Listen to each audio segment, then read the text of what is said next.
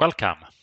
I will show you how to build a networking fabric using 3 switches from Dell, S40, 48 ON switches. They are called Stockholm, London and New York. The switch in New York will be connected to the same fabric using a VXLAN tunnel, so it could basically be any site anywhere in the world. Just to be clear, there is no cheating in this picture. The only thing I've done is to connect the 40 gig ports between Stockholm and London and physically connected the New York switch as described in the picture. I have configured OSPF and the IP interfaces on the Dell S4048 ON router, and I have the VLANs configured on the S60 console switch as well. That's everything that I've done in order to prepare for this demo, and all the commands that I will be using are shown to the right in the picture. Let's start creating the fabric so we can manage all the switches from one management point, and that point can be any of the switches in the fabric. I do that by doing a fabric create on one of the switches.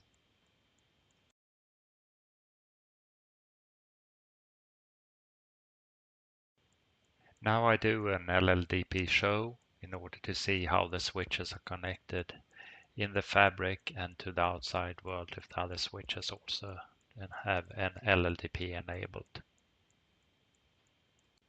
I disable port 65 and 69 on switch London, and also note the format possibilities that I have on the show commands or any commands that I use on the switches. Let's make the other 2 switches join the fabric. We do a fabric join and just name the fabric it should join. We do that on both switches, and after that we're ready to go and close the other windows.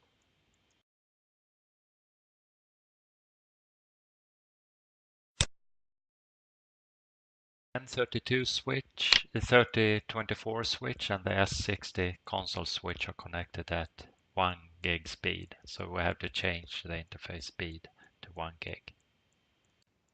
And with the port show command, you can really see some interesting stuff. You'll see the MAC address and IP addresses where they are located on all the switches. We create VLAN 26 and VLAN 27 with scope fabric, and this means that it by default will tag the VLANs on all ports in the fabric. You can also define it as ports none if you want to choose it not to be applied on any ports, for example. In order to handle VXLAN, you have to use jumbo frames, and we apply that to all ports and all trunks in the fabric.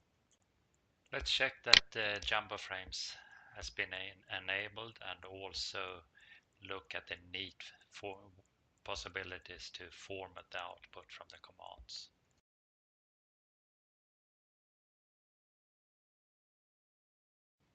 It's time to configure the routers. I configure a vRouter London and a vRouter New York, and then I add the vRouter interfaces in VLAN 26 and VLAN 27.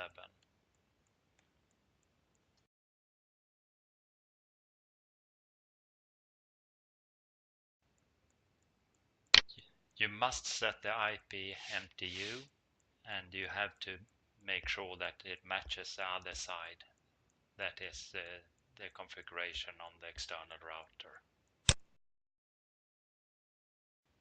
Let's make a very simple OSPF configuration so we can route traffic and the tunnel from London to New York via the S4048 ON router. Before I check that the routes have been installed and OSPF is working, we take a look at all the transactions made so far.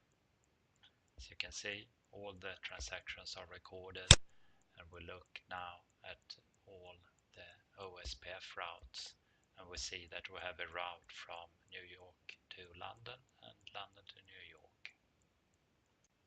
Now it's time to create a tunnel from London to New York and a tunnel from New York to London in order to, in the next step, transport the VXLAN packets. We can see that the tunnel is okay, but we'll also try to ping from one endpoint to the other. And that seems to be working as well. We add VLAN 50 with scope fabric, which means that VLAN 50 will be tagged on all ports in the fabric. Here is a little trick you have to notice, that the VXLAN packets, they are recirculated, so we have to add this port, a port for recirculation. I'm using port 48 in each switch. Scope Fabric will add tagged VLANs on all ports, but I have untagged VLAN 50 on port 1 in Stockholm and in New York, so I change to those ports to untagged. Okay, not much more to do. Let's add VXLAN 5050 to the tunnels between London and New York and New York and London. Once that is done, we can start to do some tests. We'll start doing ping and telnet from the Dell S60 console switch to the Dell Cloud Managed N3024 switch. Ping works fine, telnet should work fine. I will connect to the switch, it's called test. And now comes a really nice part. What we will do is to try and see if we can see the connections. And I'll do a connection show source IP, and you will see that we have an established telnet connection.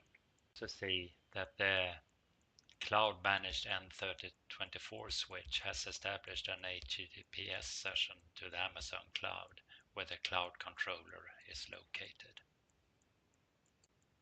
Let's do some more interesting things.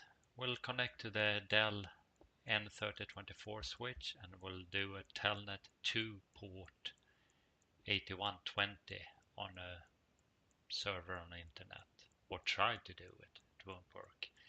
And we will also do an HTTP session to the Dell N3024 switch, and we'll take a look at the sessions. See, we have 4 SYN that has passed through the 3 switches. We can also see that we have an established HTTP session to the N3024 switch. So, do you still want to continue to work with the industry standard CLI, or do you think this is a better way to handle a networking fabric? Thanks a lot.